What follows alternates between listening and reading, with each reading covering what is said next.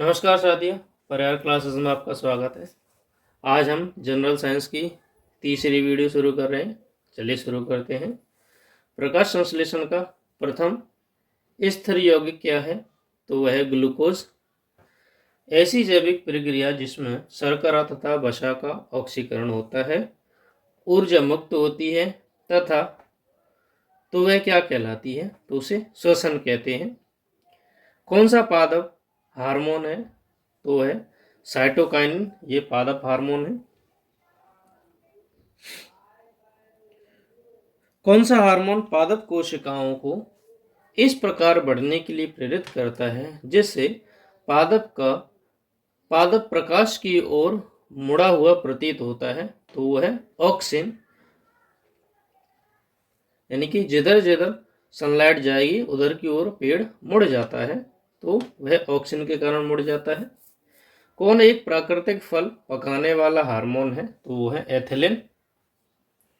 प्रकाशानुवर्ती संचयन किसके द्वारा नियंत्रित होता है? तो वह ऑक्सीकरण के कारण होता है। वही प्रकाश की ओर पादप का मुड़ना ऑक्सीजन के कारण होता है। पादप में वृद्धि हार्मोन जैवरेलिन किससे निकाले जाते हैं? तो वे कवक से निकाले जाते हैं। ऑक्सैनोमीटर किसके मापने के लिए यूज किया जाता है? तो वह पौधे की वृद्धि को मापने के लिए यूज किया जाता है। पौधे की लंबाई में वृद्धि करने के लिए कौन सा आवश्यक नहीं है? तो वह सोडियम जरूरी नहीं है। मृदा द्वारा पानी के अवशोषण से संबंधित सिद्धांत कौन सा है? तो वह कोशिका क्रिया सिद्धांत है। जिस रूप में पौधे नाइट्रोजन प्राप्त करते हैं वह क्या कहलाता है? तो वह नाइट्रेट के रूप में प्राप्त करते हैं।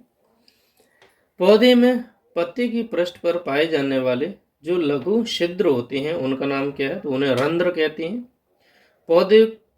बौने पौधे को किसके अनुप्रयोग से लंबा किया जाता है? तो साइटोकाइनिन के कारण उसे लंबा किया जा सकता है।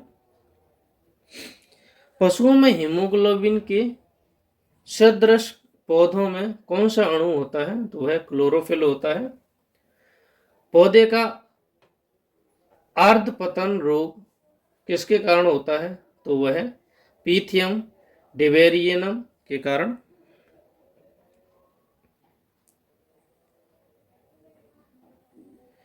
अग्नि नीरजा रोग किसके कारण होता है? तो वह किस में होता है? तो सेब के फल में होता है अग्नि नीरजा। गन्ने का लाल सड़ांध किसके कारण होती है? तो वह कोल्टोट्राइकम फेलिकेटम के कारण होता है। आलू में ब्लैक हार्ट किसके कारण होता है? तो वह ऑक्सीजन की कमी के कारण होता है।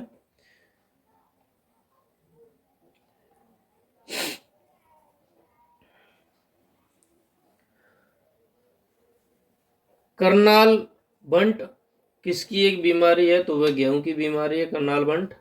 पौधों में फ्लोएम किसके लिए उत्तरदायी होता है? तो वह आहार वहन के लिए उत्तरदायी होता है। पेड़ की आयु का पता लगाने के लिए किसका यूज किया जाता है? तो जो वार्षिक वलयों की गिनती होती है उसका यूज करके हम पौधे की आयु को गिन सकते हैं। एक काष्ठीय पौधे की आंतरिक छाल का मुख्य कार्य क्या होता है? तो वह पत्तियों से पौधों के अन्य भागों को खाद्य परिवहन करती है। वाणिज्यिक मूल वाला कॉर्क किससे प्राप्त होता है? तो वह क्वेरकस सोवेर से प्राप्त होता है। किस एक भारतीय वैज्ञानिक ने पादप में पानी की लंबी दूरी से अभिगमन का सिद्धांत प्रस्तुत किया? तो वे थे जेसी बॉस।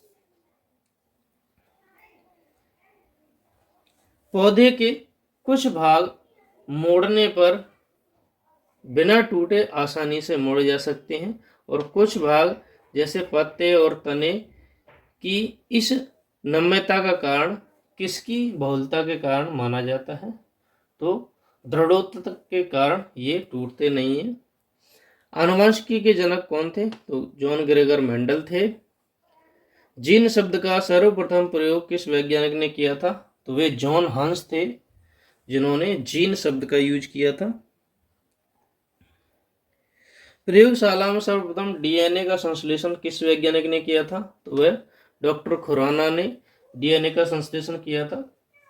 किस वैज्ञानिक के द्वारा आनुवंशिकता के विज्ञान को आनुवंशिकी कहा गया? तो वैटसन के द्वारा आनुवंशिकता के विज्ञान को आनुवंशिकी कहा गया। आनुवंशिकी उत्परिवर्तन किसके द्वारा होता है? तो वो क्रोमोसोम के द्वारा होता है। कोशिका की आत्महत्या की थैली किसे कहते हैं? तो लाइसोसोम को कोशिका की आत्महत्या की थैली कहते हैं। 80% से भी ज्यादा कोशिका में कौन सा पदार्थ पाया जाता है? तो वह है जल,